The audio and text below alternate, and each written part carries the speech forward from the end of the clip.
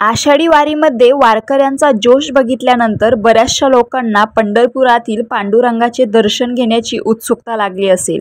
काही लोकांनी दर्शन घेतलेही असेल, काहींना घ्यायचे असेल किंवा कोणाला जर भविष्यामध्ये दर्शन घेण्यासाठी जायचं असेल तर तुम्हाला पंढरपूरच्या पांडुरंगाच्या मंदिराबद्दल थोडीफार माहिती असणं गरजेचं आहे।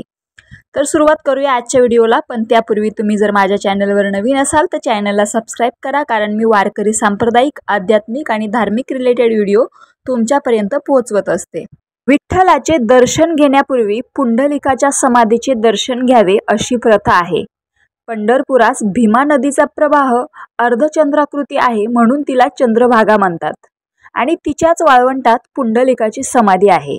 येथून तुम्ही विठ्ठल मंदिर जवळच आहे। सर्वात पहिले तर या समाधीचं दर्शन घ्यायचं आहे, अगोदर चंद्रभागेचं स्नान करायचं आहे आणि त्यानंतर तुम्ही पंढरपूरच्या पांडुरंगाचं दर्शन घ्यायचं आहे।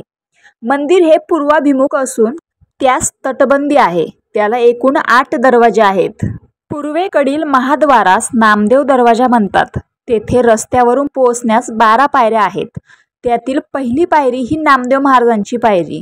लोक या पायरीला पाय न लावता पुढे जातात, कारण तिथे त्यांच्या इच्छेने पार्थिव शरीर पुरलेलं आहे आणि त्यानंतर त्यालाच समाधीस्थळ म्हणून घोषित आणि नामदेव पायरी म्हणून घोषित केलेलं आहे।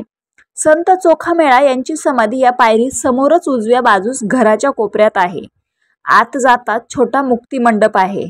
तेथे डाव्या हातास गणपती व महाद्वाराच्या माडीवर नगरखाना आहे। येथे गरुडाचे व समर्थ रामदासांची स्थापिलेल्या हनुमंताचे मंदिर आहे। यानंतरच्या अरुंद दगडी मंडपाच्या सोऱ्याच्या भिंतीत 3 दरवाजे आहेत। मधल्या दरवाजाच्या 2 बाजूस जय विजय हे द्वारपाल व गणेश आणि सरस्वती आहेत। मधल्या दारातून आपण सोळखांबी मंडपात जातो। सोळखांबी म्हणजे जे 16 खांबावर मंदिर स्थापन केलेले आहेत ते। तेथे छतावर दशावतारांची व कृष्णलीलेची चित्रे आहेत। हे सर्व काही आपल्याला पंढरपुरात पाहायला मिळतं। सभा मंडपाच्या 16 खांबांपैकी एकावर चांदीचं आवरण बसवलं असून तोच गरुड स्तंभ म्हणून ओळखला जातो। कानोपात्रा तर आपल्या सर्वांनाच माहीत आहे। ही विठ्ठलाची अनन्य भक्त असल्याने जेव्हा तिचा देह तिने मंदिरात सोडला तेव्हा तिचंही शरीर मंदिराच्या परिसरात पुरण्यात आले, कारण मंदिरामध्ये कोणाचं प्राण जाणं ही खूप विशेष गोष्ट आहे आणि तेथे झाड लावण्यात आलं। आपल्या लाडक्या भक्ताची आठवण पंढरीच्या श्री विठ्ठल रुक्मिणी मंदिरात एका झाडाच्या रूपात होती, पण कालांतराने हे झाड वाळून गेले आहे। समितीने हे बदलण्याचा निर्णय घेतलेला आहे, परंतु ह्या झाडाचे दर्शन घेतल्याशिवाय वारी पूर्ण होतच नाही अशी वारकऱ्यांची श्रद्धा आहे। रामकृष्ण हरी।